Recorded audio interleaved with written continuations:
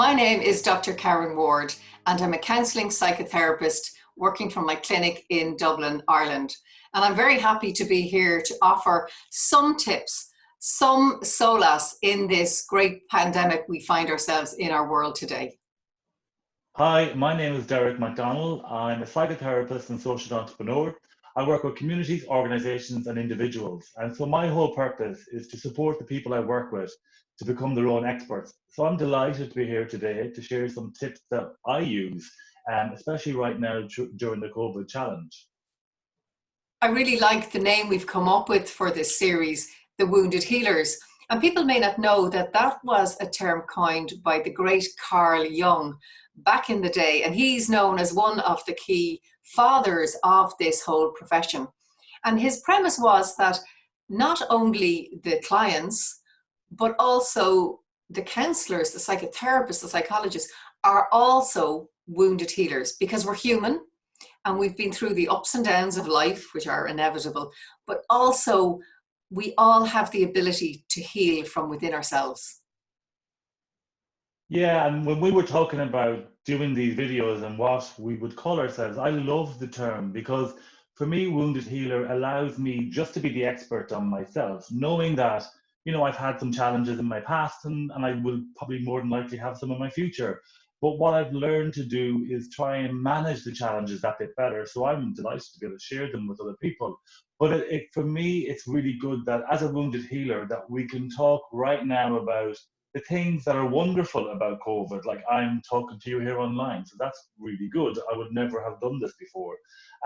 But also there's some things that are really challenging because I've had to bring most of my work online and I'm so used to connecting with people face to face, either individually or in group settings. So to have to do this is also really challenging and being disconnected from people. So yeah, so the wounded healer in me really acknowledges both sides of it. So my first tip for this episode is called stressisms. And it's a term you might not be familiar with, although anybody who plays poker will definitely know it as what's called a poker tell. And this is when the pressure's on, we're in challenging situations and we feel we're getting overwhelmed. Usually we all have some little habit. So it could be chewing your lip, playing with your hair, tapping your knee, shallow breathing, repeating a similar word all the time. And what's really important is to befriend your stressism and know, whoa, the pressure's on here, I'm getting overwhelmed. Excuse yourself, go into another room, take a deep breath, dance around the kitchen, phone a friend, anything to distract yourself. What's also really helpful is when you begin to notice stressisms in other people. So for example, your 8-year-old is in the corner and she's chewing her hair and she's a little worry frown in her head and you think, okay. And that's when you might say, okay, everybody, who wants to play Monopoly? Come on. Do you know how to play? Let me teach you. Or I don't know, it could be anything, dancing around the kitchen again or running out in the garden. And you'll see the little one, and she'll take her cue from you and the whole atmosphere will lighten. And maybe later on, you could have a little bit chat one-on-one with her to see if there's anything particular on her mind. The really important thing is to notice the stressisms in others, but don't comment on it. Very important. Oh, darling, you're chewing your lip again. Oh, mum, you're tapping your toe again. Just notice it and diffuse the situation. Well, I'd never heard the term stressism before, but obviously I'm aware that if I speak really quickly, that might be a stressism for me. So, but it's really nice to put that name on it. And I think the advice not to comment is really good. Yeah, no, that's interesting. For my first tip today, I've really thought about this being, for me, something I use, especially when I'm in stressful situations, or I feel I'm about to react to something in a way that might not be the best. So what I do is I ask myself a question: is this going to be helpful or harmful? And what it does, it just gives me the few seconds to think about what I might do or say, and so that maybe I might respond rather than reacting.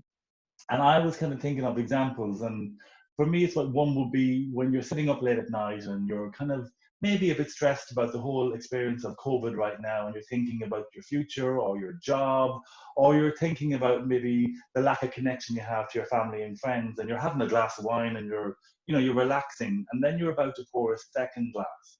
If you could even think, maybe ask yourself, will this be helpful or harmful to me tomorrow? Will it make me that little bit groggy so I won't be able to do the things that I need to do? Or will it make me feel bad?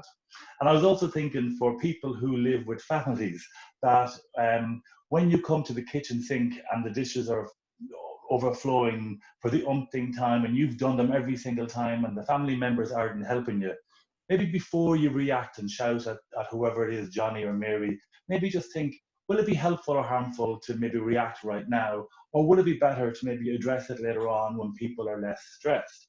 So really the tip is to ask yourself that question, to give yourself a few seconds to think and to make a choice that you'll be happy with later.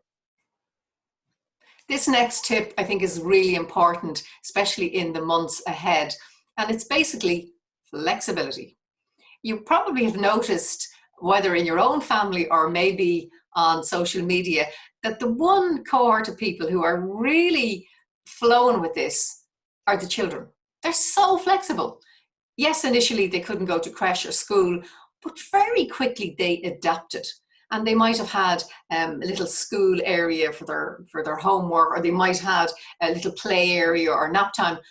They flow with it because we adults are often ingrained in a particular routine, and we find that we don't like to have our routine upset, that our flexibility perhaps isn't as good as we might like it to be. In the times ahead, when there's, by all accounts, a phasing in of what they're calling the new normal, the more flexible we are, the easier it's going to be for us to get up and running in whatever shape or form the world is afterwards. And that could be something like, but we always do this, and stop. Let's do something different. But what about, let's try your idea. So flexibility can come in many, many different forms. I often think of the tree, the willow tree bending in the wind, as opposed to the strong, sturdy oak, which can't move. And sometimes we need to be like the oak, but in this, bending like the willow will stand us in good stead. Yeah, as you were talking, Karen, I was wondering, how have I been to be flexible over the last few weeks? And coming online and working with my clients, I've really had to be flexible in that, because before this, I would have thought it would never have worked, but actually it's working quite well. So yeah. So my second tip today is about being in the now, or being in the present moment as much as possible.